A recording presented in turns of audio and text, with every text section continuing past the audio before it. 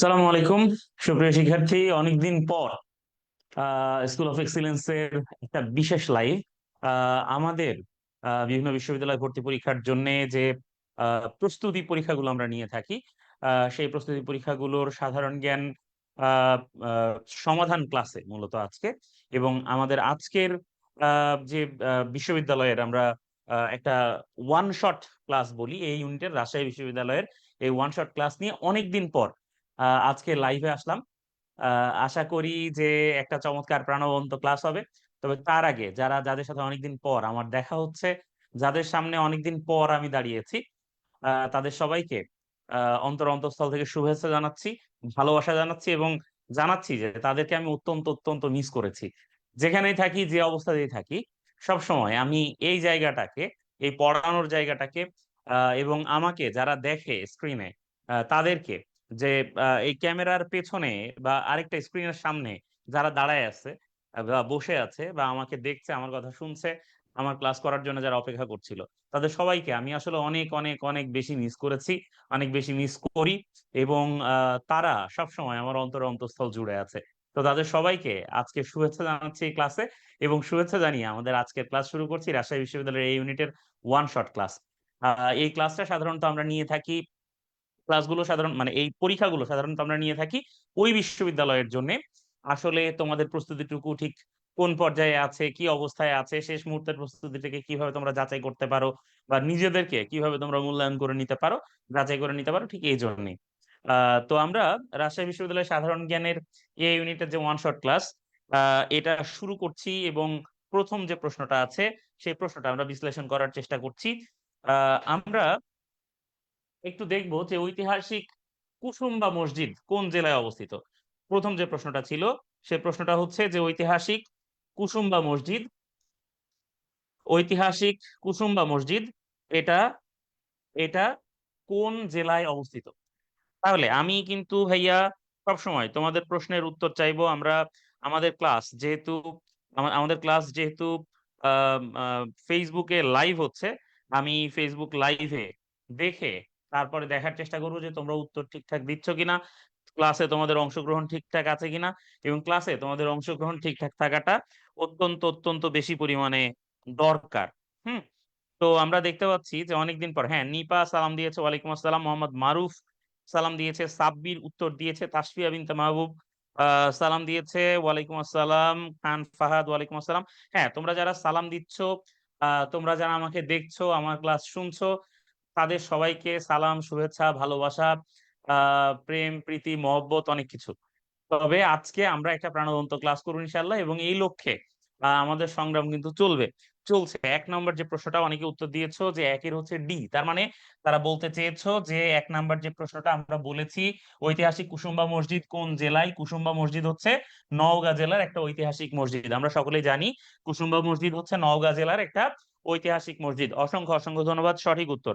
এর পরের প্রশ্নটা আমরা দেখি যে উড়োজাহাজের মানে, উড়োজাহাজ মানে হচ্ছে এরোপ্লেন। হ্যাঁ, এই এরোপ্লেনের উচ্চতা নির্ণায়ক যন্ত্র কোনটা। তার মানে উড়োজাহাজ কত উঁচুতে উঠছে, উড়োজাহাজ কত উঁচুতে উঠছে, এইটা আমরা কোন যন্ত্রের সাহায্যে এটাকে আমরা মাপতে পারি। তাহলে উড়োজাহাজ উড়োজাহাজ কত উচ্চতায় উঠছে, এটা আমরা কোন যন্ত্রের সাহায্যে মাপতে পারি।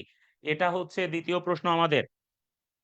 দেখি কারা সঠিক উত্তর দিয়েছে। মোবারক হোসেন মমিন একটা উত্তর দিয়েছে, উড়োজাহাজের উচ্চতা নির্ণায়ক যন্ত্র ক্রোনোমিটার, ওডোমিটার, অল্টিমিটার, ক্রেস্টোগ্রাফ।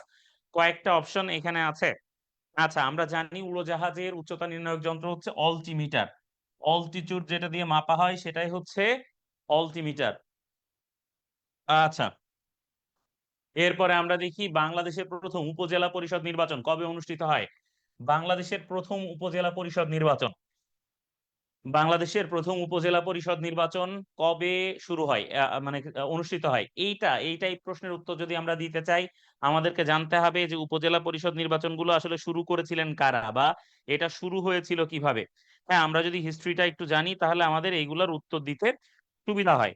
তাহলে আমরা যদি একটু, হ্যাঁ, আমরা যদি একটু জানি যে উপজেলা পরিষদ নির্বাচনটা শুরু হয়েছিল কাদের মাধ্যমে, উপজেলা পরিষদ আইন দিয়ে উপজেলা পরিষদ নির্বাচন কিভাবে কিভাবে শুরু হয়েছিল। আমরা জানি যে এই উপজেলা পরিষদ নির্বাচনের যে বিষয়টা আছে, হ্যাঁ, উপজেলা থানা এই দুটোর মধ্যে তফাৎ জানো কিনা আগে তোমরা, সেটাও একটু মানে নিশ্চিত করা দরকার।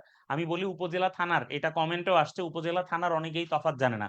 উপজেলা হচ্ছে স্থানীয় সরকারের একটা একক, আর থানা হচ্ছে বেসিক্যালি পুলিশ স্টেশন। অনেক ক্ষেত্রে একটা উপজেলায় কয়েকটা থানা হতে পারে, ঠিক আছে? তাহলে উপজেলা পরিষদ, আচ্ছা, তাহলে হ্যাঁ, তো উপজেলা আর থানা এইটার মধ্যে দুটোর মধ্যে কিন্তু অনেক তফাৎ আছে। আমি বললাম উপজেলা হচ্ছে স্থানীয় সরকারের একটা একক হচ্ছে উপজেলা। হ্যাঁ, স্থানীয় সরকারের একটা একক হচ্ছে উপজেলা। উপজেলায় নর্মালি কিভাবে হয়, হ্যাঁ, এটা প্রশাসনিক ব্যবস্থার একটা একক অংশ আর কি। এইটা হচ্ছে উপজেলার যে প্রশাসনিক দায়িত্ব থাকে, সেই প্রশাসনিক দায়িত্বে স্থানীয় জনগণ কর্তৃক নির্বাচিত যে পরিষদ থাকে সেটাই হচ্ছে উপজেলা পরিষদ। ঠিক আছে, উপজেলায়, হুম, আচ্ছা, ঠিক আছে। প্রচুর পরিমাণে লোকজন কমেন্ট করছে। তাওসিয়া তাফিম দেখছে, তাওসিয়া তাফিম কেমন আছো? তাসফিয়া বিনতে মাহবুব খান ফাহাদ, এরা আমার একেবারে নিয়মিত ছাত্র, যারা আসলে সব সময় আমাদের এই লাইভ গুলোতে উপস্থিত থাকে, লাইভ গুলো দেখে। এবং আচ্ছা, এরশাদ শুরু করছিল, ভেরি গুড, এরশাদ শুরু করছিল, হ্যাঁ, এরশাদ শুরু করছিল 1985 সালে। সাবাস। তো তাহলে হুসাইন মোহাম্মদ এরশাদ তিনি হচ্ছে এই উপজেলা পরিষদ, ঠিক আছে, উপজেলা পরিষদ শুরু করেন, এটা এরশাদের সময়ে শুরু হয়। তাহলে এরশাদের সময়ে যেহেতু শুরু হয়েছে, তাহলে 80-র দশকে ডেফিনেটলি, কাজে এই দুটো কখনোই হবে না, আমরা এই দুটোকে বাদ দিয়ে দিতে পারি।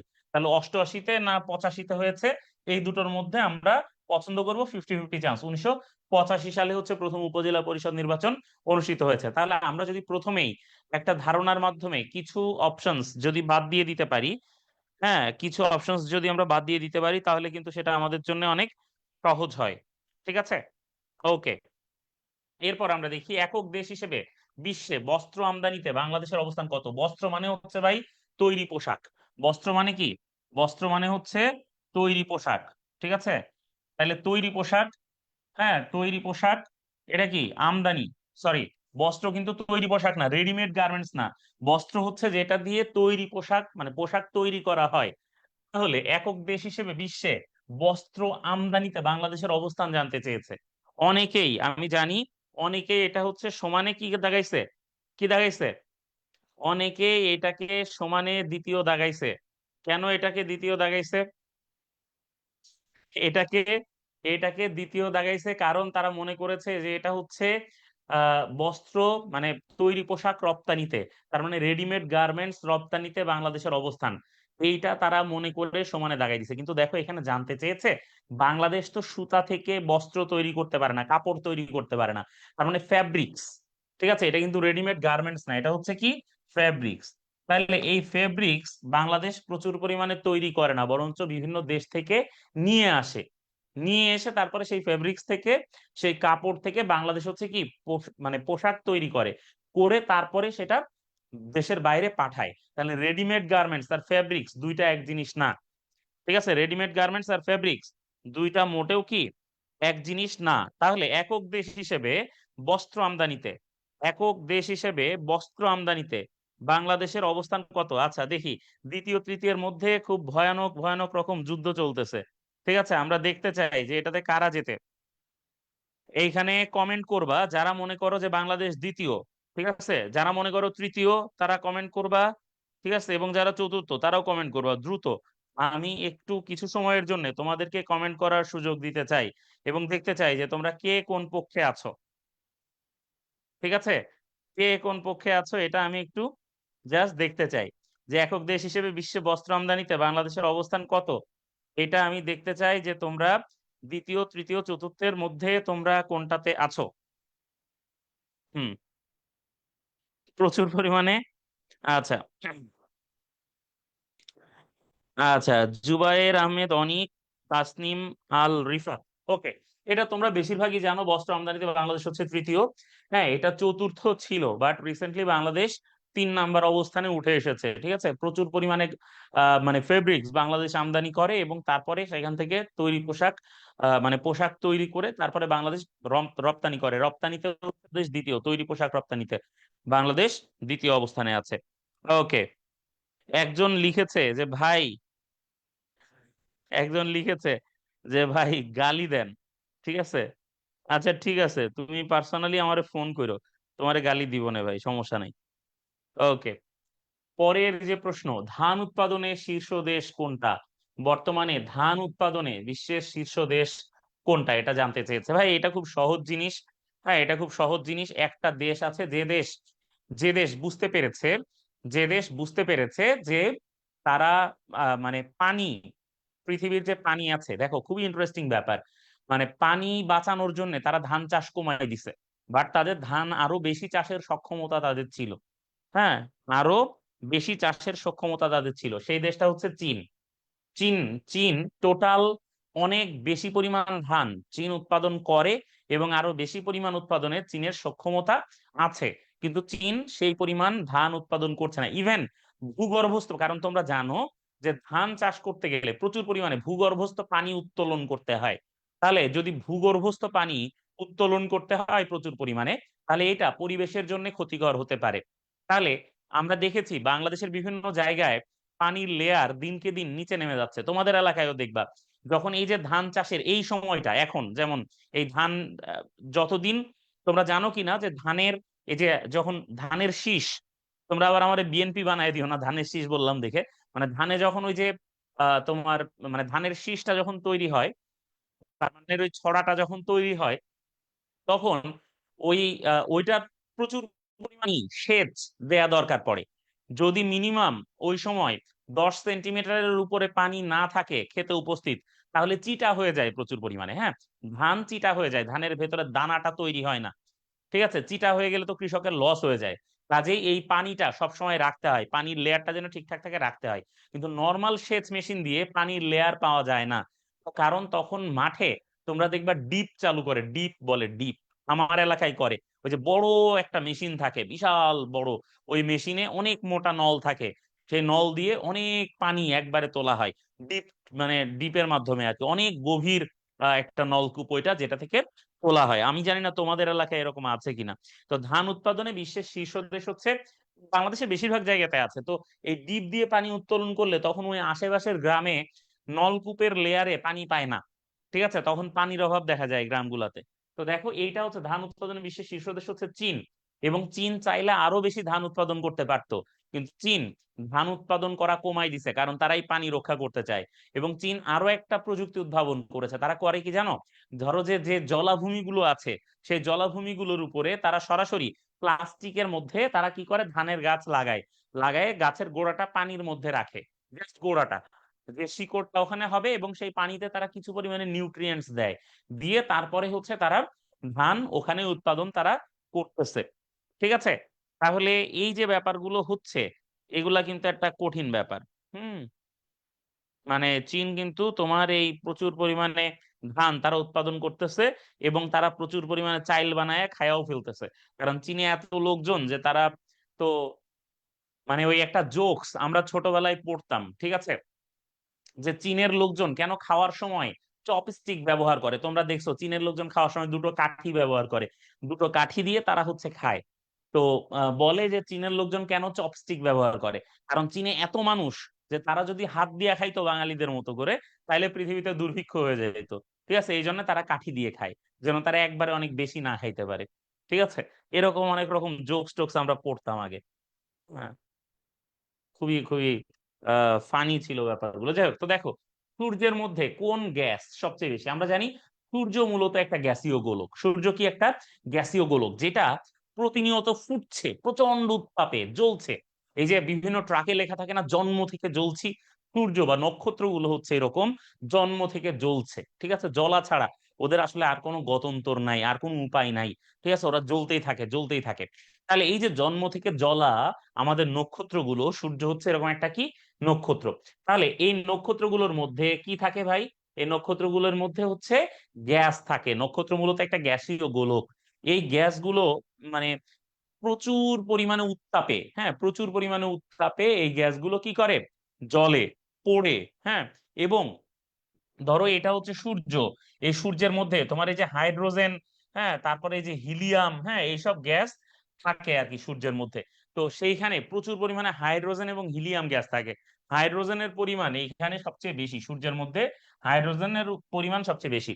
সূর্যের যে জায়গায় হাইড্রোজেন এবং হিলিয়ামের পরিমাণ বেশি থাকে ওই জায়গায় সূর্যের উত্তাপ হয় বেশি। এবং কোন কোন জায়গায় সূর্যের এই উত্তাপের কারণে এক জায়গা থেকে আরেক জায়গায় এরকম আগুন ছিটকে ছিটকে যেয়ে পড়ে।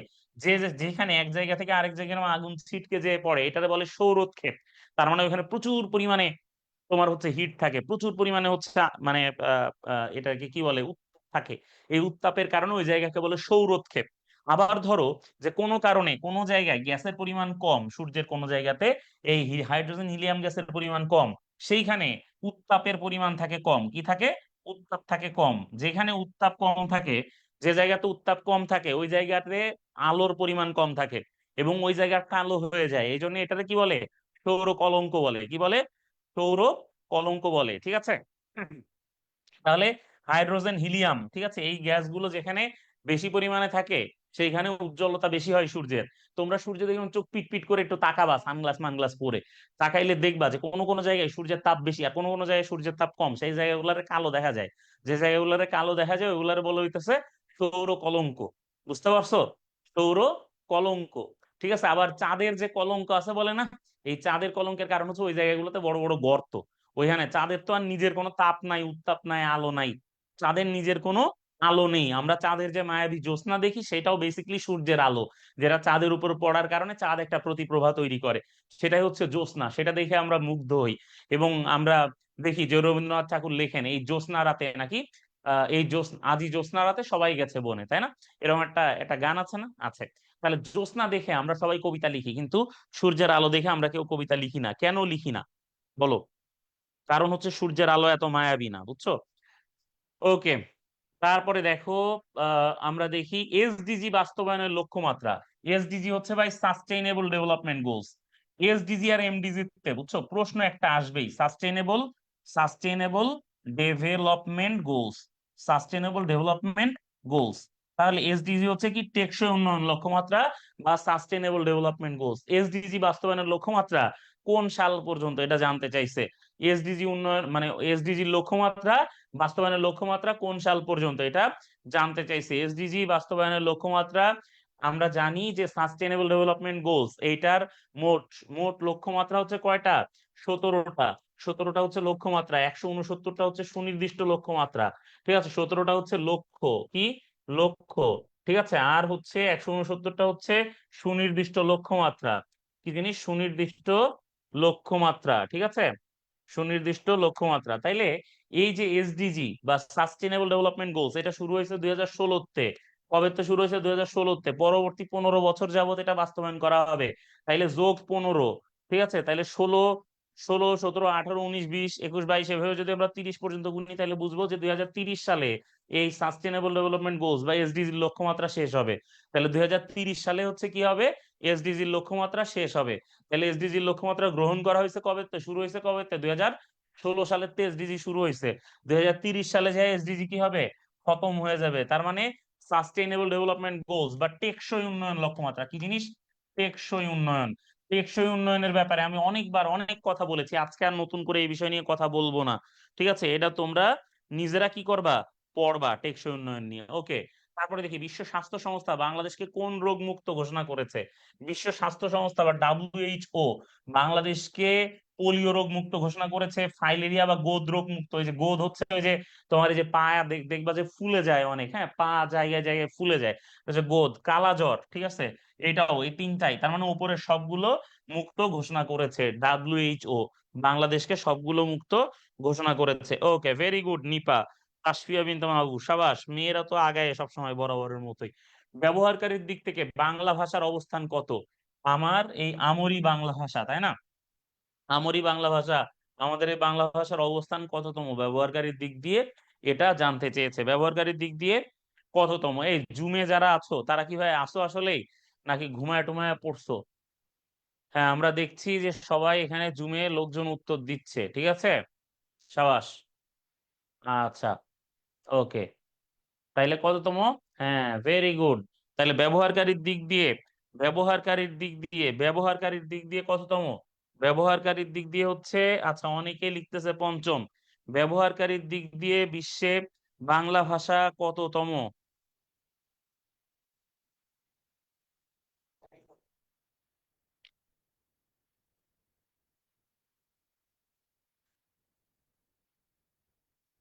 ব্যবহারকারীর দিক দিয়ে বিশ্বে বাংলা ভাষার অবস্থান কত? আচ্ছা, এইটা ভাইয়া আমরা জানি যে সপ্তম। কত? সপ্তম, সেভেন্থ। ব্যবহারকারীর দিক দিয়ে বিশ্বে বাংলা ভাষার অবস্থান হচ্ছে সপ্তম। তারপরে আমরা দেখি বাংলাদেশের বৃহত্তম সেচ প্রকল্পের নাম কি। এইটা একবার বিসিএস পরীক্ষায় এসেছে। এটা একবার বিসিএস পরীক্ষায় এসেছে। ঠিক আছে। বাংলাদেশের বৃহত্তম সেচ প্রকল্পের নাম গঙ্গা কপোতাক্ষ সেচ প্রকল্প। দেখো, গঙ্গা কপোতাক্ষকে বলা হয় জিকে। কি? জিকে সেচ প্রকল্প বলা হয়। তিস্তা সেচ প্রকল্প, কর্ণফুলী সেচ প্রকল্প, ব্রহ্মপুত্র সেচ প্রকল্প। কোন সেচ প্রকল্পটা বাংলাদেশের সবচেয়ে বড় সেচ প্রকল্প? আমরা জানি যে গঙ্গা কপোতাক্ষ সেচ প্রকল্প বা এই জিকে সেচ প্রকল্প, এটা হচ্ছে কি বাংলাদেশের সবচেয়ে বড় সেচ প্রকল্পের নাম। ঠিক আছে, বাংলাদেশের সবচেয়ে বড় সেচ প্রকল্পের নাম। তারপরে দেখি কোন দেশে ব্রিটিশ উপনিবেশ ছিল না। ব্রিটিশ উপনিবেশ ছিল না কোন দেশে? কোন দেশে ব্রিটিশ উপনিবেশ ছিল না জানতে চেয়েছে। হ্যাঁ, চীন, নেপাল, মালদ্বীপ, জাম্বিয়া। চীন, নেপাল, মালদ্বীপ, জাম্বিয়া। কোন দেশে ব্রিটিশ উপনিবেশ ছিল না? সহজ প্রশ্ন বলো। কোন দেশে ব্রিটিশ উপনিবেশ ছিল না? চীন, নেপাল, মালদ্বীপ, জাম্বিয়া। আমরা জানি যে আমাদের ইন্ডিয়ান সাবকন্টিনেন্টের সবগুলো দেশেই ব্রিটিশ উপনিবেশ ছিল। সবগুলো দেশে ব্রিটিশ উপনিবেশ ছিল। মালদ্বীপে ব্রিটিশ উপনিবেশ তৈরি হয়েছিল। জাম্বিয়াতে ব্রিটিশ উপনিবেশ ছিল। নেপালে তো ব্রিটিশ উপনিবেশ ছিলই, কারণ আমি বলেছি আমাদের সাবকন্টিনেন্টের আশেপাশে যতগুলো দেশ আছে সবগুলোতে ব্রিটিশ উপনিবেশ ছিল। কিন্তু চীনে কি ছিল? চীনে ছিল হচ্ছে সম্রাট শাসিত। কি ছিল? চীন ছিল বরাবরই সম্রাট শাসিত। চীন ছিল বরাবরই কি সম্রাট শাসিত। এই জন্য চীনের সাথে কি হইলো? চীনের সাথে ব্রিটেনের কি হইলো? আফিমের যুদ্ধ হইলো। কি হইলো? আফিম যুদ্ধ। ঠিক আছে। এবং এই যুদ্ধের পরেও চীন, ব্রিটেন কি করলো? চীনের মেইনল্যান্ডে যাইয়া পৌঁছাইতে পারলো না। কিন্তু মানে ব্রিটেন কখনোই চীনের মেইনল্যান্ডে যে বাণিজ্য করতে পারে নাই চীনের সাথে। পরে আফিম যুদ্ধের ফলে চীনের কাছ থেকে এই ব্রিটেন কি ইজারা নিল? হংকং ইজারা নিল। কি ইজারা নিল?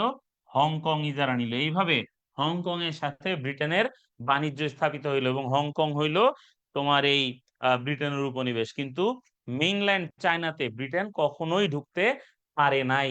তারপর দেখি স্বর্ণা সার আবিষ্কার করেন কে? স্বর্ণা সার হচ্ছে এক ধরনের জৈব সার। কি সার? জৈব সার। স্বর্ণা সার হচ্ছে এক ধরনের জৈব সার। আমরা রাসায়নিক সারগুলো ব্যবহার করে আস্তে আস্তে আমাদেরকে কিন্তু একটা ভয়াবহ জায়গায় নিয়ে গেছি। সেই জায়গাতে এই স্বর্ণা সার, হাবিজাবি, এইসব যেসব সার আছে, এই সারগুলো কিন্তু আমাদেরকে ভাই বাঁচাইতে পারে। ঠিক আছে। তাইলে এখন তোমরা বলো যে এই স্বর্ণা সার, এইটা কে আবিষ্কার করেছিলেন? স্বর্ণা সার কে আবিষ্কার করেন? ঠিক আছে। আবুল কাসেম, আব্দুল খালেক, আবুল হুসাম, মোবারক আহমেদ। মোবারক আহমেদ তো আরেকজন বিখ্যাত নাম, তোমরা জানো। মোবারক আহমেদ তো আরেকজন বিখ্যাত নাম। উনি হচ্ছে যে পলিথিনের বিকল্প আবিষ্কার করছে। কি করছে? পলিথিনের বিকল্প আবিষ্কার করছে পাট দিয়ে। তাই না? পাট দিয়ে। ঠিক আছে, সোনালী ব্যাগ। আচ্ছা, তারপরে এই যে আবুল হুসাম, উনি তো একটা ফিল্টার আবিষ্কার করছে, সনো ফিল্টার, তোমরা জানো। আর্সেনিকের দূরীকরণে একটা অসাধারণ ফিল্টার, হ্যাঁ, সনো ফিল্টার। এটা আবিষ্কার করছে কে? আবুল হুসাম। আর আব্দুল খালেক, এই আব্দুল খালেক হইতেছেন কি স্বর্ণা সার আবিষ্কার করছেন। স্বর্ণা সার আবিষ্কার করছেন কে? আব্দুল খালেক। আর আবুল কাসেম কি করছে? আবুল কাসেম হচ্ছে আমাদের বাড়ির পাশে বাড়ি। ওনার হচ্ছে 4টা মেয়ে। ঠিক আছে, উনি 4টা মেয়ে উনি পয়দা করছেন। ঠিক আছে। দুলি, ফুলি, বুড়ি আর টুট্টুরি, 4টা, আমাদের গ্রামের বাড়ির পাশে। ঠিক আছে। তাইলে আমরা এই 4জন ব্যক্তি সম্পর্কে জানলাম। তবে এই স্বর্ণা সার আবিষ্কার করছেন কে? আব্দুল খালেক স্বর্ণা সার আবিষ্কার করছেন, এটা মনে রাখবা। বুঝছো? এই ফেসবুকের ছেলে পেলে, ছেলে পান, তোমরা কি বেঁচে আছো? কি অবস্থা তোমাদের? কোথায় এরা? হ্যাঁ, মাকসুদুল আলম হচ্ছে জিনোম সিকোয়েন্স আবিষ্কার করছে। সাবাস। তাসনিম আল রিফাত। এই মাহফুজুর রহমান বলছে জুটন আবিষ্কার করছে। আচ্ছা, তাহলে আব্দুল খালেক কি করছে? কিতা করেছে আব্দুল খালেক? স্বর্ণাসার আবিষ্কার করেছে। মনে রাখবা, স্বর্ণাসার আব্দুল খালেক আবিষ্কার করেছে। ঠিক আছে। ওকে। হুম।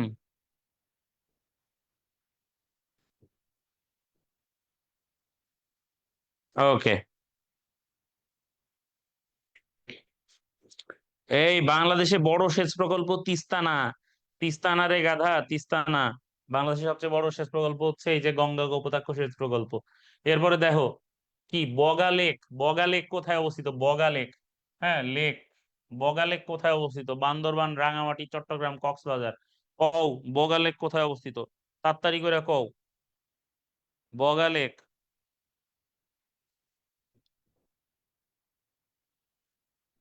আরে ভাই বগালেক বান্দরবানে অবস্থিত রে ভাইয়া। বগালেক কোথায় অবস্থিত? বগালেক বান্দরবানে অবস্থিত। রাঙামাটিতে তো অবস্থিত হচ্ছে তোমার কাপ্তাই লেক। কি অবস্থিত? কাপ্তাই লেক। ঠিক আছে, কাপ্তাই লেক। চট্টগ্রামে অবস্থিত হচ্ছে ফয়েজ লেক। কি লেক অবস্থিত? ফয়েজ লেক। আর কক্সবাজারে কোনো লেক ফেক না, কক্সবাজারে তো সমুদ্র সৈকত অবস্থিত। ওকে। তারপর দেখো করতোয়া নদীর উৎপত্তি স্থল কোথায়? করতোয়া। করতোয়া নদী কোথায় উৎপত্তি হচ্ছে? লামার মৈভর পর্বত, সিকিমের পার্বত্য অঞ্চল, আরাকান পাহাড়, মিজোরাম পাহাড়। করতোয়া নদীর উৎপত্তি স্থল। দেখো করতোয়া নদী কার স্মৃতি বিজড়িত নদী? হিরো আলমের স্মৃতি বিজড়িত নদীর নাম করতোয়া, তাই না? আচ্ছা, করতোয়া নদী কিন্তু এবার খুবই গুরুত্বপূর্ণ গুরুত্বপূর্ণ বিষয়, বুঝছো? এজন্য করতোয়া নদীটা পড়বা। করতোয়া নদীর উৎপত্তি স্থল কোথায়?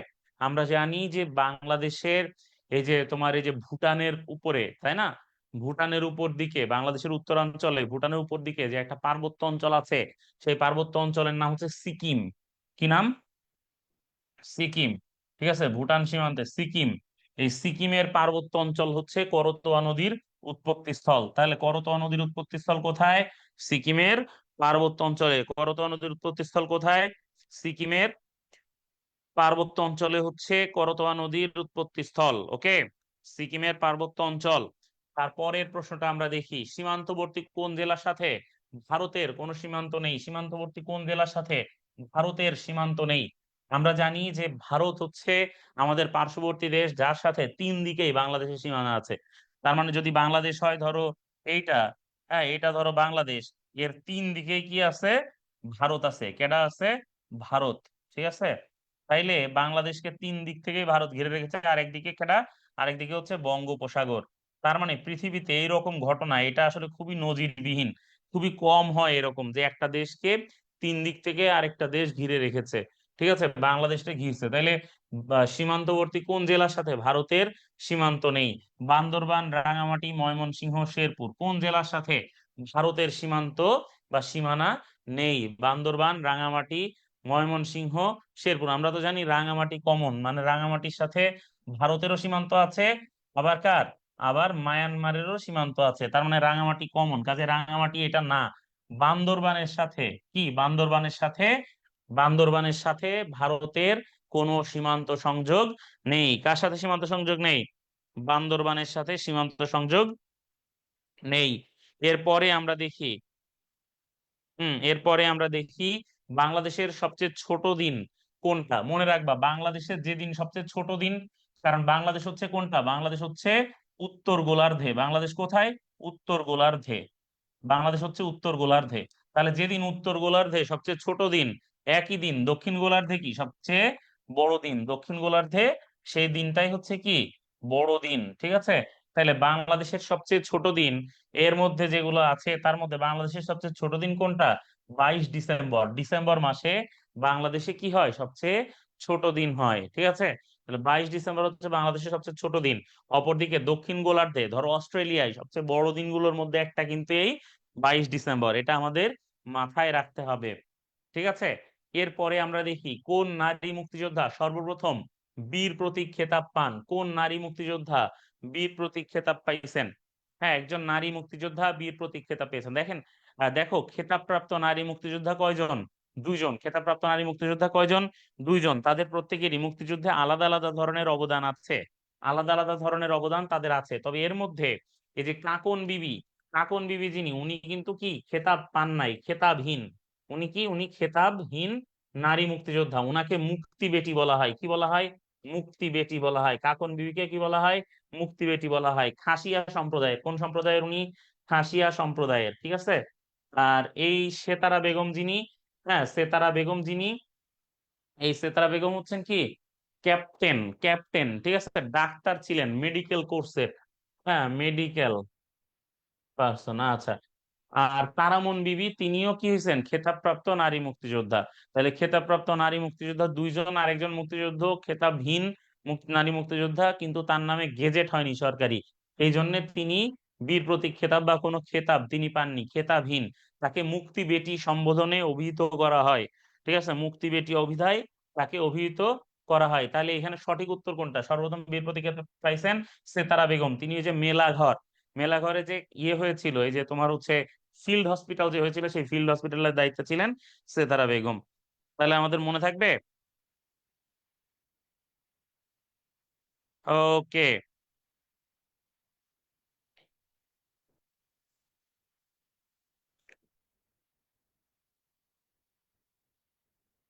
এই বুঝলাম না বিষয়টা, এখানে আমি কি করলাম রে ভাই? এই ইউসুফ সাইদ, ঠিক আছে, সে এসে জিজ্ঞেস করেছে, "এই তুমি কি নারীবাদী নাকি ইউসুফ?" ঠিক আছে। হ্যাঁ, তারামন বিবি 11 নম্বর সেক্টরে আছে, তারা বেগম 2 নম্বর সেক্টরে। সাবাস সাব্বির আহমেদ, এই ধরনের সুন্দর সুন্দর তথ্য তোমরা দিবা। ঠিক আছে। একজন আমার কমেন্টে আমাকে প্রশ্ন করেছে যে মেয়েরা কি বাচ্চা পয়দা করার মেশিন? এখন এটা আমি কেমনে বলবো ভাই? ঠিক আছে, নারী বিষয়ে আমার অভিজ্ঞতা অত্যন্ত কম। ঠিক আছে, তোমাদের যদি অভিজ্ঞতা বেশি থাকে তোমরা কও, সমস্যা নেই। ওকে। তাইলে কি হইছে? এই আমরা আমরা জানলাম যে কোন নারী মুক্তিযোদ্ধা সর্বপ্রথম বীর প্রতীক খেতাব পাইছেন। ঠিক আছে, এগুলো আমরা জানলাম, জেনে ফেললাম সবকিছু। কঠিন অবস্থা, আমরা তো অনেক কিছু জেনে ফেললাম। দেখি, সেন্ট্রাল ন্যাশনাল মোহামেডান অ্যাসোসিয়েশনস এর প্রতিষ্ঠাতা, সেন্ট্রাল ন্যাশনাল মোহামেডান অ্যাসোসিয়েশনস এর প্রতিষ্ঠাতা কেডা? ঠিক আছে, আমরা জানতে চাই। আমরা জানতে চাই যে সেন্ট্রাল ন্যাশনাল মোহামেডান অ্যাসোসিয়েশনস এর প্রতিষ্ঠাতা কে। এই প্রতিষ্ঠাতা হচ্ছেন সৈয়দ আমির আলী। ঠিক আছে, কে? সৈয়দ আমির আলী। হ্যাঁ, দ্য হিস্ট্রি অফ সারাসিনস এর লেখক সৈয়দ আমির আলী হচ্ছেন কি এই সেন্ট্রাল ন্যাশনাল মোহামেডান অ্যাসোসিয়েশনস এর প্রতিষ্ঠাতা। সেন্ট্রাল ন্যাশনাল মোহামেডান অ্যাসোসিয়েশনস এর প্রতিষ্ঠাতা হচ্ছেন সৈয়দ আমির আলী। ঠিক আছে। আচ্ছা, এই যে সৈয়দ আমির আলী, সৈয়দ আহমদ খান, নওয়াব আলী চৌধুরী, এই নওয়াব আলী চৌধুরীর নামে কিন্তু ঢাকা বিশ্ববিদ্যালয়ের সিনেট ভবন আছে। কি আছে? সিনেট ভবন আছে, সিনেট ভবন। আর এই আমির আলী, আমির আলীর নামে কিন্তু হচ্ছে আমির আলী হল আছে, হ্যাঁ, রাজশাহী বিশ্ববিদ্যালয়, তাই না? আচ্ছা, এরপরে আমরা দেখি যে বাংলা থেকে বারোহিয়াদের দমন করেন কে? এই বারোহিয়াদের দমন করেছিলেন বাংলা থেকে, বারোহিয়াদের দমন করেছিলেন শের শাহ, বখতিয়ার খলজি, ইসলাম খান, শায়েস্তা খান। বারোহিয়াদের দমন করেছিলেন ঈসা খাঁ আর মানসিং, মানসিং এর যুদ্ধ হয়েছিল, তাই না? এই কে দমন করেছিলেন? এই ছেলে পেলে বলো, কে দমন করেছিলেন? হুম? শায়েস্তা খান, ইসলাম খান। বাংলা থেকে বারোহিয়াদের দমন করেছিলেন কে? আমরা জানি বাংলা থেকে বারোহিয়াদের দমন করেছিলেন কে? মারুফ বিল্লাহ জিসান। দাঁত সবগুলা বাইর করে হাসছে, ক্লোজ আপ হাসি, কিন্তু কি ঘটনা সে বলে নাই। ওকে, আমরা জানি যে এখানে আমরা দেখছি অনেকে 19-এর ডি বলছে, খান ফাহাদ। ওরে গরু, এটা মোটেও শায়েস্তা খান না। শায়েস্তা খান করেছিলেন কি পর্তুগিজ জলদস্যুদের শায়েস্তা। কে শায়েস্তা করেছিলেন? মানে কাদেরকে শায়েস্তা করেছিলেন? পর্তুগিজ বা হারমাত জলদস্যু যারা ছিল, হারমাত জাকাত, তাদেরকে শায়েস্তা করেছিলেন শায়েস্তা খান। তাহলে শায়েস্তা খান কি করেছিলেন? শায়েস্তা খান হচ্ছে পর্তুগিজ এবং হারমাত জাকাতদেরকে শায়েস্তা করেছিলেন। আর ইসলাম খান, সুবাদার ইসলাম খান, ইসলাম খান চিশতি, তিনি বারোহিয়াদের দমন করেছিলেন। তাহলে বারোহিয়াদের দমন করেছিলেন কে? সুবাদার ইসলাম খান চিশতি। আর এই যে আমাদের এই যে শায়েস্তা খান, হ্যাঁ, খান ফ্রম দা এপিগ্লটিস, ঠিক আছে, এই শায়েস্তা খান তিনি কি করেছেন? তিনি হচ্ছে হারমাত ডাকাতদের দমন করেছিলেন। এই হারমাত ডাকাতরা কিন্তু কঠিন ডাকাত ছিল ওই সময়। ঠিক আছে। তো এই বারোহিয়াদের দমন করেছিলেন বাংলা থেকে কে? ইসলাম খান। বাংলার শেষ হিন্দু রাজাকে জিজ্ঞেস করছে, বাংলার শেষ হিন্দু রাজা। আমরা জানি হিন্দু রাজারা ছিল সেন, তাহলে সবাই আছে সেন, তাই না? এখন কোনোভাবে এটা হেমন্ত সেন না, বিজয় সেন না।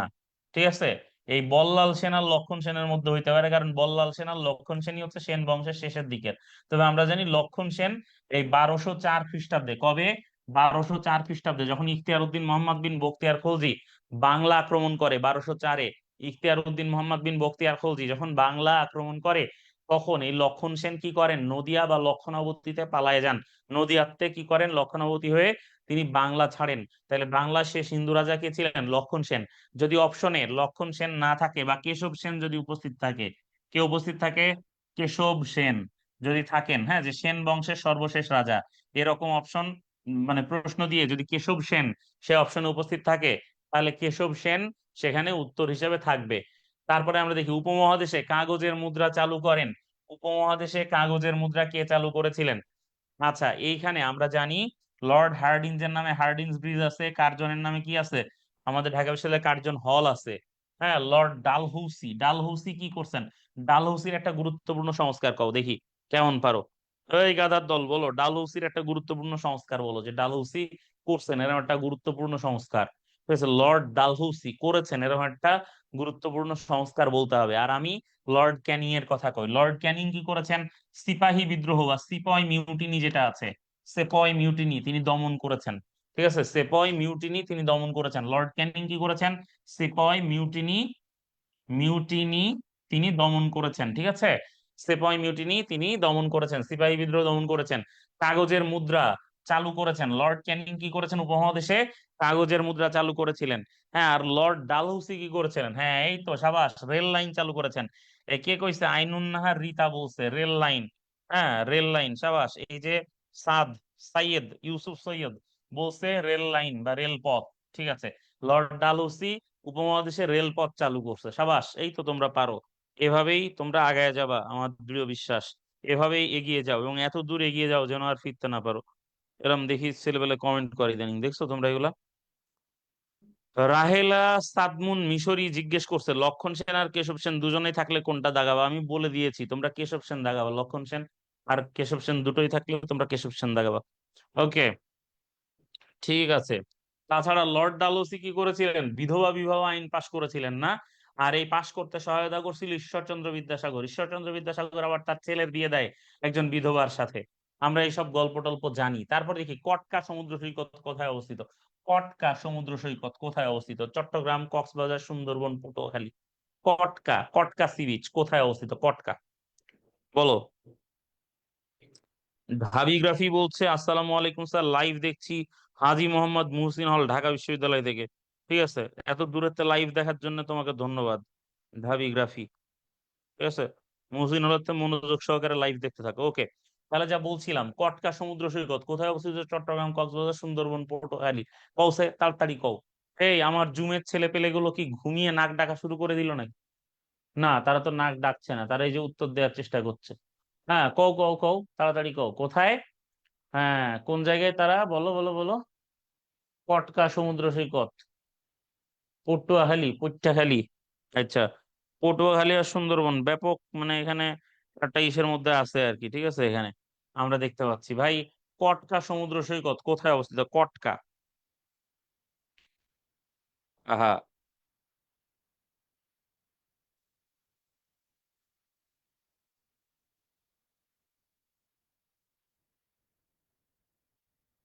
হম হম। হ্যাঁ, গাদার দল পটুয়াখালী দাঁড়াইছে। কটকা সমুদ্র সৈকত হচ্ছে সুন্দরবনের মধ্যে, কোন জায়গায়, সুন্দরবনের মধ্যে। কটকা সমুদ্র সৈকত কোথায়, সুন্দরবনের মধ্যে। ঠিক আছে। হম। খুলনার মধ্যে পড়ে রে গাধা, খুলনার মধ্যে পড়ে। আপনি কইলে হবো? হুম। ঠিক আছে। তো এরপরে দেখো, উম, এই যে চিম্বুক পাহাড়ে কোন উপজাতি বাস করে, চিম্বুক পাহাড়, চিম্বুক পাহাড়ে কোন উপজাতি বাস করে জানতে চাইছে, এই কও চিম্বুক পাহাড়ে কোন উপজাতি বাস করে। আমরা জানি চিম্বুক পাহাড়ে বাস করে কোথায়, কারা, মারমারা বাস করে, মারমা। গারো পাহাড়ে বাস করে গারোরা। ঠিক আছে, গারো পাহাড়ে বাস করে গারোরা, আর মারমারা বসবাস করে হচ্ছে চিম্বুক পাহাড়ে। তার মানে গারো পাহাড়ে গারোরা বসবাস করে, গারো পাহাড়। ঠিক আছে, আর চিম্বুক পাহাড়ে বাস করে কারা, মারমারা। ঠিক আছে। ওকে, তারপরে আমরা দেখি স্বাধীনতার সুবর্ণ জয়ন্তী পালিত হয়েছে কবে।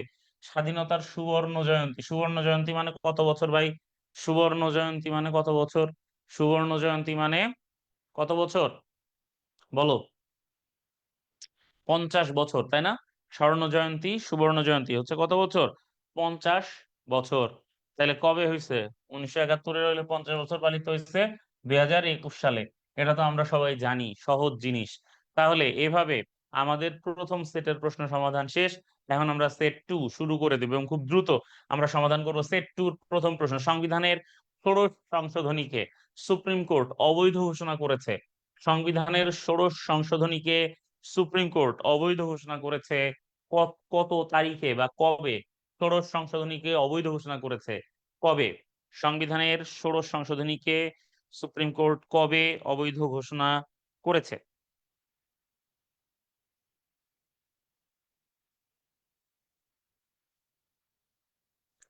সুপ্রিম কোর্ট কবে সংবিধানের হুম, সংবিধানের ষোড়শ সংশোধনীকে সুপ্রিম কোর্ট কবে অবৈধ ঘোষণা করেছে? আমরা জানি যে 2017 সালে সুপ্রিম কোর্ট ষোড়শ সংশোধনীকে অবৈধ ঘোষণা করে। এই ষোড়শ সংশোধনীকে অবৈধ ঘোষণা করা এটা ছিল একটা বড় সিদ্ধান্ত। আর এই ঘটনাটা ঘটে হচ্ছে জুলাইয়ের 3 তারিখ, 3রা জুলাই 2017-তে সংবিধানের ষোড়শ সংশোধনীকে সুপ্রিম কোর্ট কি করে? অবৈধ ঘোষণা করে। এরপরে আমরা দেখি দেখি কি বাংলাদেশে গণভোট হয়েছে মোট কয়বার? বাংলাদেশে এখন পর্যন্ত মোট কতবার গণভোট হয়েছে? বাংলাদেশে এখন পর্যন্ত কতবার গণভোট হয়েছে? দ্রুত বলো, বাংলাদেশে গণভোট হয়েছে কতবার?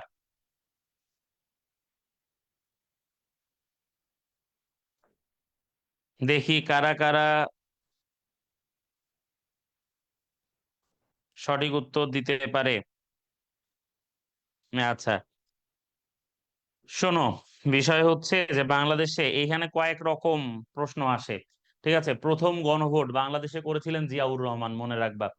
ঠিক আছে, শহীদ প্রেসিডেন্ট জিয়াউর রহমান সর্বপ্রথম বাংলাদেশে গণভোট আয়োজন করেছিলেন 1977-এ। ঠিক আছে, গণভোট আয়োজন করেছিলেন। হুম। এখন এই জিয়াউর রহমানের যে শাসন কাজ ছিল সেই শাসন কাজের বৈধতা দান ছিল এটার মূল উদ্দেশ্য। ঠিক আছে, তো এখন পর্যন্ত মোট 3বার, ঠিক আছে, 3বার হচ্ছে গণভোট হয়েছে। এর মধ্যে দুইবার হচ্ছে প্রশাসনিক গণভোট। দুইবার কি? প্রশাসনিক গণভোট। প্রশাসনিক গণভোট। আর একবার হচ্ছে কি? একবার হচ্ছে সাংবিধানিক গণভোট। একবার কি? সাংবিধানিক গণভোট। তাহলে দুইবার হচ্ছে কি প্রশাসনিক গণভোট। প্রথম করেছেন কে? জিয়াউর রহমান। কত সালে করেছেন? 1977 সালে করেছেন।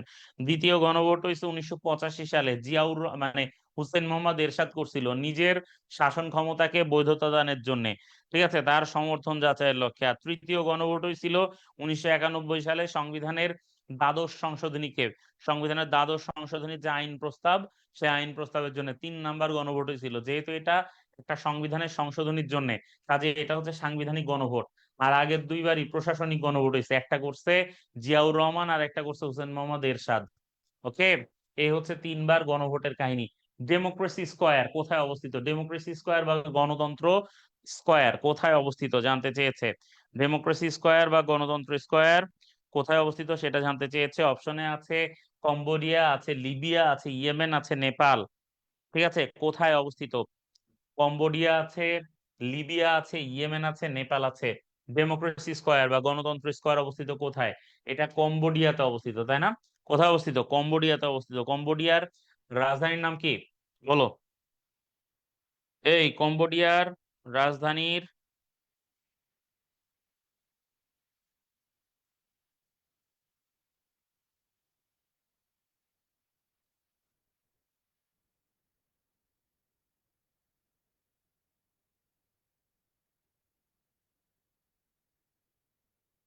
হুম, কম্বোডিয়ার রাজধানীর নাম কি জানো?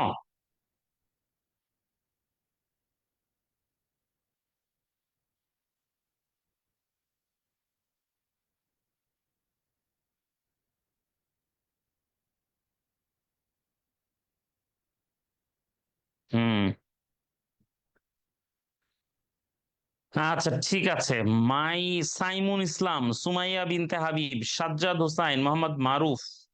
হুম, দেখছি তোমাদের তোমাদের আইনুন নাহার রিতা। কম্বোডিয়ার রাজধানী নমপেন। সাবাস, কম্বোডিয়ার রাজধানী হচ্ছে নমপেন। নমপেন, ঠিক আছে। তাহলে এই যে ডেমোক্রেসি স্কোয়ার, এটা হচ্ছে কম্বোডিয়ার নমপেনে। দেখো, কম্বোডিয়ার নাম ইতিহাসে, পৃথিবীর ইতিহাসে কম্বোডিয়ার নাম একবার চেঞ্জ হয়ে গেছিল। সেটার নামকরণ করা হয়েছিল খেমার প্রজাতন্ত্র। কি নামকরণ করা হয়েছিল? খেমার প্রজাতন্ত্র। কেন কম্বোডিয়ার নাম চেঞ্জ করা হয়েছিল? কারণ খেমার রুজ নামে একটা গেরিলা দল আছে, খেমার রুজ গেরিলা। এই খেমার রুজ গেরিলারা কম্বোডিয়া শাসন ক্ষমতা দখল করে নিছিল। নিয়ে তারা সেইখানে বাম মানে একটা, তারা একটা একটা কিম্ভূত কিমাকার একটা শাসন ব্যবস্থা তারা চালু করে। ডেমোক্রেসি স্কোয়ার, ডেমোক্রেসি স্কোয়ার বা গণতন্ত্র এই স্কোয়ার চালু করে তারা একটা কিম্ভূত কিমাকার একটা শাসন ব্যবস্থা তারা সেইখানে এই কম্বোডিয়াতে তারা চালু করে। তাহলে ডেমোক্রেসি স্কোয়ার, এই আহ, খেমার প্রজাতন্ত্র বা খেমার রুশ গেরিলারা, ঠিক আছে, এই কম্বোডিয়া মানে ডেমোক্রেসি স্কোয়ার কম্বোডিয়াতে মূলত এই গণতন্ত্র স্কোয়ারটা চালু হওয়ার মূল কারণ হচ্ছে যে খেমার প্রজাতন্ত্র থেকে কম্বোডিয়ার নিজের নামে প্রত্যাবর্তনের যে ঘটনা আছে সেটার সাথে হচ্ছে এই বিষয়টা, হুম, এই বিষয়টা চলতেছে। বুঝছো কিনা? হুম হুম। ওকে। তাইলে এখন দেখো এই কম্বোডিয়ার যে খেমার প্রজাতন্ত্র বা খেমার রুশ গেরিলারা, এদের নেতা ছিল হচ্ছে পল পট, এবং তারা প্রচুর পরিমাণ লোকজন তারা কিন্তু এই জায়গাতে হত্যা করেছিল, মনে রাখবা। ঠিক আছে, কম্বোডিয়ার এই খেমার প্রজাতন্ত্রের যে ঘটনাটা, এইটা আসলে খুব মর্মান্তিক ঘটনা। এরা করলো কি জানো? এরা পুরা শাসন ক্ষমতাটা দখল করে নিল, শাসনভারটা পুরোটা দখল করে নিয়ে তারপরে এরা দেশে একটা, তোমার ওই যে ওই থাকে না যে শ্রেণীহীন, ঠিক আছে, শ্রেণীহীন যে একটা সমাজ প্রতিষ্ঠা, হ্যাঁ, শ্রেণীহীন একটা সমাজ প্রতিষ্ঠার চিন্তা তারা করলো। এবং সেই চিন্তা করতে যে তারা মানে মানুষজন মেরে টেরে তারা শেষ করে ফেললো পুরাপুরি, বুঝছো? এবং যারা ওই শহরে থেকে অভ্যস্ত তাদেরকে পাঠাইলো হচ্ছে তোমার গ্রামে, আর যারা গ্রামে থেকে অভ্যস্ত তাদের আনলো হচ্ছে শহরে। মানে কি একটা কাহিনী, ঠিক আছে। মানে এরকম কিম্ভূত কিমাকার কাহিনী আসলে আর মানে পাওয়া যায় না আর কি পৃথিবীর ইতিহাসে। দেখো, ইমেইলের জনক কে? ইমেইলের জনক হচ্ছেন এলান এমটাস, Tim Berners Lee, Ray Tomlinson, Michael stern. ইমেইলের জনক জানতে চেয়েছে যে ইমেইলের জনক কে, দ্রুত কইতে হইব। ইমেইলের জনক কে? এলান এমটাস, Tim Berners Lee, Ray Tomlinson, Michael stern. ঠিক আছে, ইমেইলের জনক কে? আমরা জানি যে ইমেইলের জনক হচ্ছেন রে টমলিনসন। ঠিক আছে, ইমেইলের জনক হচ্ছেন রে টমলিনসন। ইমেইলের পূর্ণরূপ হচ্ছে ইলেকট্রনিক মেইল। ঠিক আছে, ইলেকট্রনিক মেইল যেটা হচ্ছে ইন্টারনেটে আদান প্রদানযোগ্য চিঠি।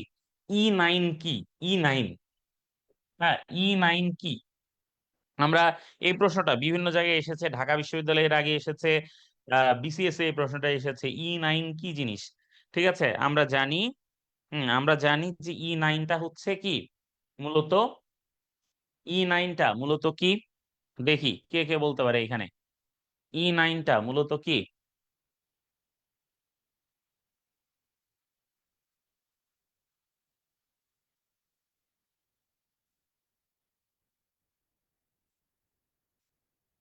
আমার জুমের ছেলে পেলে তো ভালোই অ্যাক্টিভ।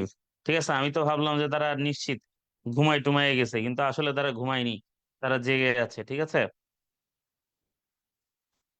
ঠিক আছে, এখানে দেখছি বেশ মারামারি চলতেছে কি কি নিয়ে। ঠিক আছে, মূল বিষয়টা হচ্ছে কি, ই9 কি? আচ্ছা, এখানে মূল মারামারিটা হচ্ছে যে আহ আচ্ছা, মানে এটা কি পরিবেশ দূষণকারী দেশ নাকি, তাই না, এরকম একটা বিষয়। আচ্ছা, মূল মূল বিষয় হচ্ছে সাক্ষরতায় পিছিয়ে থাকা 9টা দেশ যাদেরকে ইউনেস্কো একটা বিশেষ ফোরামে নিয়ে আসছে। হ্যাঁ, ইউনেস্কো একটা বিশেষ ফোরামে নিয়ে আসছে, এটা হচ্ছে ই9, এডুকেশন ফর অল, এই উদ্যোগে নিয়ে আসা। হ্যাঁ, এই উদ্যোগে নিয়ে আসা যে 9টা দেশ, এই 9টা দেশ হচ্ছে ই9 ভুক্ত দেশ। উবার কোন দেশের অ্যাপ নির্ভর সেবা? উবার, উবার এই অ্যাপ নির্ভর সেবাটা মূলত কোন দেশ ভিত্তিক? যুক্তরাজ্য, জার্মানি, যুক্তরাষ্ট্র, বেলজিয়াম। উবার মূলত কোন দেশ ভিত্তিক সেবা?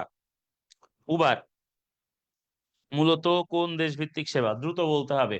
দেখি ফেসবুকে আমরা দেখি কারা কারা, উবার কোন অ্যাপ নির্ভর? যুক্তরাজ্য, জার্মানি, যুক্তরাষ্ট্র, বেলজিয়াম। বলতে হবে কোন দেশ ভিত্তিক সেবা। তাহলে এই যুক্তরাজ্য হচ্ছে কি ইউকে, আর যুক্তরাজ্য রাষ্ট্র হচ্ছে ইউএসএ। বুঝতে হবে, হ্যাঁ, অনেকে এটা প্যাচ লাগায় ফেলে, ভুল করে ফেলে। তা আমরা জানি উবার হচ্ছে মূলত যুক্তরাষ্ট্র ভিত্তিক সেবা। ঠিক আছে, যুক্তরাষ্ট্র ভিত্তিক নির্ভর সেবা। আচ্ছা, লিবিয়া কোন দেশের উপনিবেশ ছিল? লিবিয়া, আমরা জানি লিবিয়ার বিখ্যাত নেতার নাম হচ্ছে ওমর মুখতার। বললে ইজি হবে, ঠিক আছে, ওমর মুখতার। এবং ওমর মুখতার হচ্ছেন লিবিয়ার সিংহ পুরুষ বলা হয় তাকে। ওমর মুখতার কার বিরুদ্ধে? কোন দেশের উপনিবেশের বিরুদ্ধে তিনি সংগ্রাম করেছেন? ইতালির উপনিবেশবাদের বিরুদ্ধে সংগ্রাম করেছেন, তাই না? ইতালি ইতালি হচ্ছে কি করতেছিল, লিবিয়াকে দখল করে রাখতেছিল, তাই না, দীর্ঘদিন ধরে। ঠিক আছে, এবং লিবিয়ার সাথে ইতালির এই মারামারিতে, হুম, লিবিয়ার সাথে ইতালির এই মারামারিতে আমরা জানি ওই যে সিনর বেনিতো মুসোলিনির সাথে এই ওমর মুখতার, মানে তার বাহিনীর সাথে ওমর মুখতারের বাহিনীর গ্যাঞ্জাম, শেষ পর্যন্ত ওমর মুখতারকে ফাঁসি দেয়া হয়। ঠিক আছে, তো লিবিয়া ছিল ইতালির উপনিবেশ। চাবাহার কোন দেশের সমুদ্র বন্দর? চাবাহার কোন দেশের সমুদ্র বন্দর? খুব মানে মুখস্থ একটা জিনিস। চাবাহার সমুদ্র বন্দর একটা গুরুত্বপূর্ণ সমুদ্র বন্দর নানা কারণে, হ্যাঁ। এই সমুদ্র বন্দরটা অত্যন্ত অত্যন্ত অত্যন্ত গুরুত্বপূর্ণ। আমরা জানি যে চাবাহার সমুদ্র বন্দরটা হচ্ছে ইরানের সমুদ্র বন্দর। এটা বেশিরভাগই পারস্য, ইরান আর ইরাকের মধ্যে মূলত সমস্যা ছিল, মায়ানমার চীনের যে এটা জীবনেও না, এটা আমরা জানি। এরপরে দেখি যুক্তরাষ্ট্রের প্রেসিডেন্ট নির্বাচিত হওয়ার জন্য কতগুলো ইলেকটোরাল ভোট পেতে হয়। আমরা জানি মোট ইলেকটোরাল ভোট আছে 538টা। এখন অর্ধেক পাইলেই হয়, 270টা পাইলেই, মানে 270টা পাইলেই তো সে সংখ্যাগরিষ্ঠ হয়ে গেল। তাহলে যুক্তরাষ্ট্রের প্রেসিডেন্ট নির্বাচিত হওয়ার জন্য কয়টা, 270টা ইলেকটোরাল ভোটের দরকার হয়। এরপরে আমরা দেখি মিয়ানমার কোন দেশের কাছ থেকে স্বাধীনতা লাভ করে? মিয়ানমার স্বাধীনতা লাভ করেছিল কার কাছ থেকে? যুক্তরাজ্যের কাছ থেকে। অং সান, অং সান, জেনারেল অং সান হচ্ছেন মিয়ানমারের স্বাধীনতা আন্দোলনের নেতা। অং সানের মেয়ের নাম হচ্ছে অং সান সুচি। এই বিষয়গুলো আমরা সবাই জানি, তাই না? অং সান সুচি হচ্ছেন কি, জেনারেল অং সানের মেয়ে। ঠিক আছে, জেনারেল অং সান হচ্ছে মিয়ানমারের স্বাধীনতা দেখে যাইতে পারেন নাই। এরপর আমরা দেখি আরসা কোন দেশের গেরিলা সংগঠন? আরসা, আরসা কোন দেশের গেরিলা সংগঠন? Colombia, Thailand, Sri Lanka, Germany. ARSA কোন দেশের? হুম, আরসা, আরসা কোন দেশের গেরিলা সংগঠন?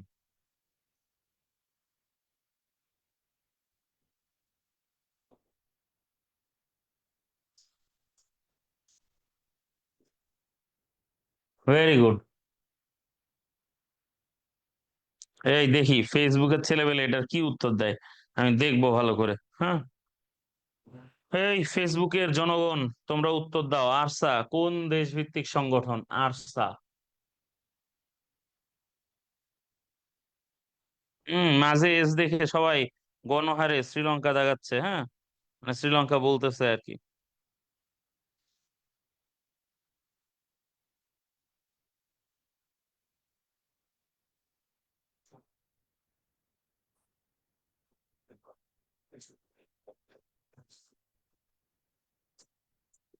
আচ্ছা,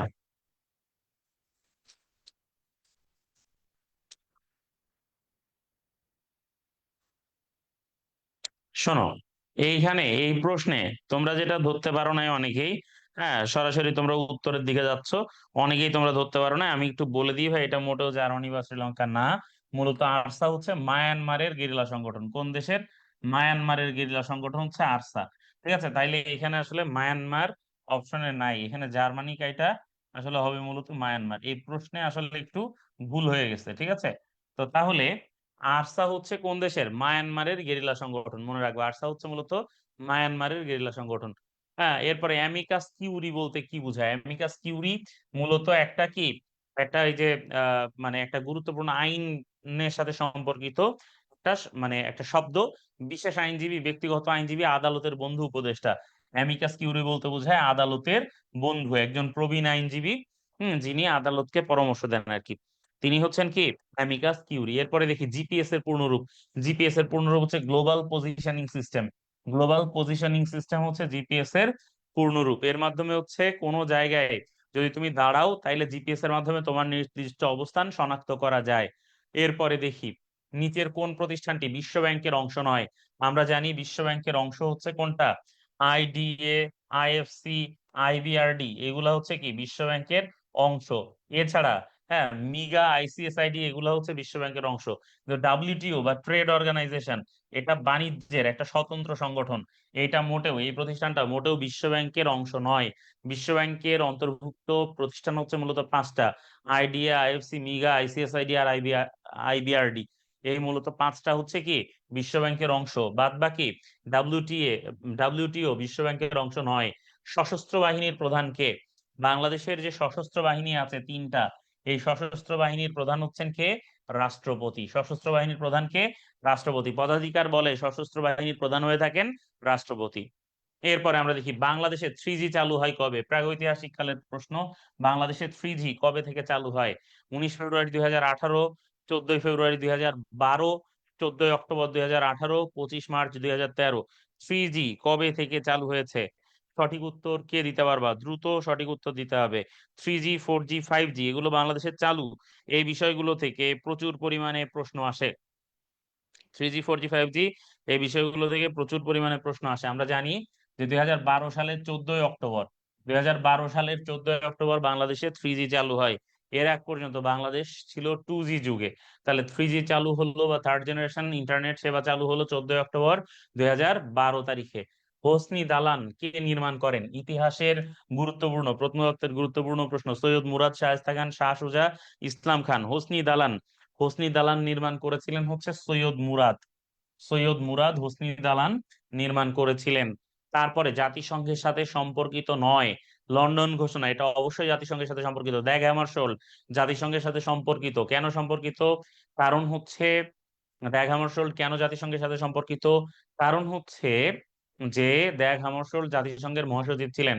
10 ডিসেম্বর এটা জাতিসংঘের সাথে সম্পর্কিত নয়। জন ডি রকফেলার একজন বিখ্যাত ধনকুবের এবং জাতিসংঘের সাথে সম্পর্কিত। কেন? কারণ তিনি জাতিসংঘ সদর দপ্তরের জন্য জমি দান করেছিলেন।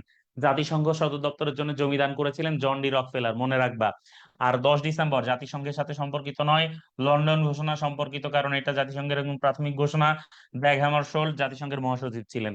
ওকে, এরপরে আমরা দেখি ডমিনো তত্ত্বটি কোন অঞ্চলের জন্য প্রযোজ্য? ডমিনো তত্ত্বটি হচ্ছে দক্ষিণ পূর্ব এশিয়ার জন্য প্রযোজ্য। ডমিনো তত্ত্ব খুবই গুরুত্বপূর্ণ একটা তত্ত্ব, গুরুত্বপূর্ণ একটা থিওরি। আমি যখন পড়িয়েছি তখন এই ডমিনো তত্ত্বটা খুব ভালো মতো তোমাদের বুঝায় বুঝায় পড়াইছি। কি বুঝাইছি? ডমিনো তত্ত্ব হচ্ছে যদি একটা দেশ কোনোভাবে সমাজতন্ত্র দিয়ে আক্রান্ত হয়, তাহলে সেই দেশটা কি করে, এমনি করে যদি অন্য দেশগুলোর উপর পড়ে, তাহলে এই দেশটা আবার এর উপর পড়বে, এই দেশটা এর উপর পড়বে, এই দেশটা আবার কি করবে, তার পাশের দেশটার উপর পড়বে। এইভাবে সমাজতন্ত্র এক এক করে সবগুলো দেশে আক্রান্ত করে ফেলবে। এইটা হচ্ছে ডমিনো তত্ত্ব বা ডমিনো থিওরি। এই থিওরির কারণে কোনোভাবে আমেরিকা চায় না বা ইউএসএ চায় না যে কোনো দেশ সমাজতন্ত্রে পরিণত হোক। কোনো দেশ সমাজতন্ত্রে পরিণত হইতে গেলে আমেরিকা কি করে, সেটাকে আটকাইতে চায়। ডমিনো তত্ত্বটা মূলত দক্ষিণ পূর্ব এশিয়ার জন্য প্রযোজ্য। এরপরে আমরা দেখি কোন যন্ত্রের সাহায্যে যান্ত্রিক শক্তিকে বিদ্যুৎ শক্তিকে রূপান্তর করা হয়। যান্ত্রিক শক্তিকে বিদ্যুৎ শক্তি, ধরো তুমি সাইকেল চালায় যাচ্ছ স্পিডে, সাইকেলের চাকার এই শক্তিটা হচ্ছে যান্ত্রিক শক্তি। এইটাকে কাজে লাগায় সামনে একটা লাইট আছে, সেই লাইটটা জ্বলতেছে। আমরা ছোটবেলায় দেখছি এরকম। এই জিনিসটাকে বলা হয়তো ডাইনামো। কি বলা হয়তো? ডাইনামো। তার মানে এই যে যান্ত্রিক শক্তি, সাইকেল তুমি চালাচ্ছ, তোমার এই যান্ত্রিক শক্তিটা, সাইকেলের চাকার এই শক্তিটা চাকার একটা সেন্সর তারের মাধ্যমে নিয়ে ডায়নামোকে পাওয়ার করতো, করলে সামনে যে লাইট আছে সেই লাইটটা জ্বলতো। তাহলে যান্ত্রিক শক্তিকে বিদ্যুৎ শক্তিকে রূপান্তর করার যে যন্ত্র, সেই যন্ত্রের নাম হচ্ছে ডায়নামো। তারপরে দেখি ম্যাকমোহন লাইন কোন দেশের সীমানা নির্ধারণ করে? ম্যাকমোহন লাইন নর্মালি সীমানা নির্ধারণ করে চীন এবং ভারতের। ম্যাকমোহন লাইন সীমানা নির্ধারণ করে চীন এবং ভারতের। ভারত আর পাকিস্তানের সীমানা নির্ধারণ হচ্ছে এলওসি, লাইন অফ কন্ট্রোল বলে। ঠিক আছে, এলওসি হচ্ছে লাইন অফ কন্ট্রোল। ঠিক আছে, ডুরান্ড লাইন হচ্ছে পাকিস্তান আফগানিস্তান, এগুলো হচ্ছে ডুরান্ড লাইন। ওকে, জাতিসংঘ দিবস কবে পালন করা হয়? জাতিসংঘ দিবস কবে? 24 তো ঠিক আছে, কিন্তু 24 কি অক্টোবর, আগস্ট, ডিসেম্বর, নভেম্বর? জাতিসংঘ দিবস কবে পালন করা হয়? আমরা জানি জাতিসংঘ দিবস পালন করা হয় 24 অক্টোবর। এই দিনটায় হচ্ছে জাতিসংঘের সনদ স্বাক্ষরিত হয়। এরপরে কার্টাগেনা প্রোটোকল কি? কার্টাগেনা প্রোটোকল বা কার্টাগোনা প্রোটোকল জাতিসংঘের জৈব নিরাপত্তা বিষয়ক চুক্তি হচ্ছে কার্টাগোনা প্রোটোকল। এই প্রোটোকল স্বাক্ষরের মাধ্যমে জাতিসংঘ তার মানে এই যে স্বাক্ষরকারী দেশগুলোর জন্য জৈব নিরাপত্তা নিশ্চিত করে। তাহলে কার্টাগোনা প্রোটোকল হচ্ছে কি? জাতিসংঘের জৈব নিরাপত্তা বিষয়ক চুক্তি বা ফ্রেমওয়ার্ক। তারপরে আমরা দেখি সংবিধানের 28-এর 2 অনুচ্ছেদের বিষয়বস্তু কি? সংবিধানের 28-এর 2 অনুচ্ছেদের বিষয়বস্তু কি? সংবিধানের 28-এর 2 অনুচ্ছেদের বিষয়বস্তু হচ্ছে যে সকল নাগরিক আইনের দৃষ্টিতে সমান, সর্বস্তরে নারী পুরুষের সমান অধিকার, সকল নাগরিকের চাকরি লাভের সুযোগ, জীবন, ব্যক্তি স্বাধীনতার অধিকার। সর্বস্তরে নারী এবং পুরুষের সমান অধিকার নিশ্চিত করা, এটাই হচ্ছে 28-এর 2 অনুচ্ছেদের বিষয়বস্তু। 28-এর 2 অনুচ্ছেদে বলা হচ্ছে সর্বস্তরে নারী এবং পুরুষের, সমাজের সকল স্তরে নারী এবং পুরুষের কি থাকবে? সমান অধিকার বলবৎ থাকবে। এটাই হচ্ছে 28-এর 2 অনুচ্ছেদের মূল কথা। ঠিক আছে, তাহলে এই যে এর পরের কথা হচ্ছে ধন্যবাদ। তার মানে এই যে আমরা এতক্ষণ ধরে যে বিষয়গুলো জানলাম পড়লাম সেটাই ছিল মূলত রাজশাহী বিশ্ববিদ্যালয়ের জন্য, আমাদের এই ইউনিটের জন্য মূলত আমাদের ওয়ান শট বা সুপার শট, যে শর্ট ক্লাসই তোমরা বলো সেই ক্লাস। মূলত আমরা এর মাধ্যমে রাজশাহী বিশ্ববিদ্যালয়ে ঠিক কোন ধরনের প্রশ্ন হতে পারে সেটি নিয়ে আমরা কথা বলি। তবে এর বাইরেও রাজশাহী বিশ্ববিদ্যালয়ের এই ইউনিটে আরো এক ধরনের প্রশ্ন আসে, আমি একটু জাস্ট তোমাদেরকে বলে দেব। সেটা হচ্ছে তোমরা কিছু এই যে ধারার যে অঙ্কগুলো আছে, ধারার একটা বা দুইটা অঙ্ক তোমাদের আসতে পারে। যেমন ধরো যে সমান্তর ধারা বা গুণোত্তর ধারা, বা এই ধারার দশম পদ কত, বা এই ধারা এই 100টা পদের যোগফল কত, এই ধরনের একটা প্রশ্ন থাকতে পারে, যেটা আইকিউ, তোমরা যারা আমাদের ক্লাসগুলো নিয়মিত করেছো তারা এই প্রশ্নগুলোর উত্তর খুব ভালো মতো পারবা। আর এর বাইরে কিছু সাম্প্রতিক প্রশ্ন আসতে পারে, অল্প কিছু সাম্প্রতিক প্রশ্ন আসতে পারে, তোমরা সেগুলো রিসেন্ট যে কারেন্ট অ্যাফেয়ার্স আছে সেটা তোমরা একটু পড়বা বা বাছাই করে। আমি তোমাদেরকে বারবারই বলে দিয়েছি কারেন্ট অ্যাফেয়ার্স কিভাবে পড়তে হবে, তোমরা ঠিক ওই একই উপায়ে বাছাই করে একটু কারেন্ট অ্যাফেয়ার্সটা পড়ে ফেলবা। আর বাদ বাকি এই যে যে প্রশ্নগুলো তোমাদের দিলাম রাজশাহী বিশ্ববিদ্যালয়ের প্রশ্ন ঠিক এই ধরনেরই হয়। ঠিক আছে, রাজশাহী বিশ্ববিদ্যালয়ের প্রশ্ন ঠিক এই ধরনেরই হয়। একেবারে আশা করা যায় যে তোমরা যা পড়াশোনা তোমরা করেছো বা যতটুকু তোমরা পড়েছো তার মধ্য থেকে ইনশাআল্লাহ তোমরা কমন পেয়ে যাবে। তোমাদের সবার জন্য অনেক অনেক ভালোবাসা, শুভকামনা আর দোয়া থাকছে। আজকের মতো বিদায় নিচ্ছি, ইনশাআল্লাহ পরবর্তী ক্লাস নিয়ে খুব দ্রুত তোমাদের সাথে দেখা হবে। আল্লাহ হাফেজ।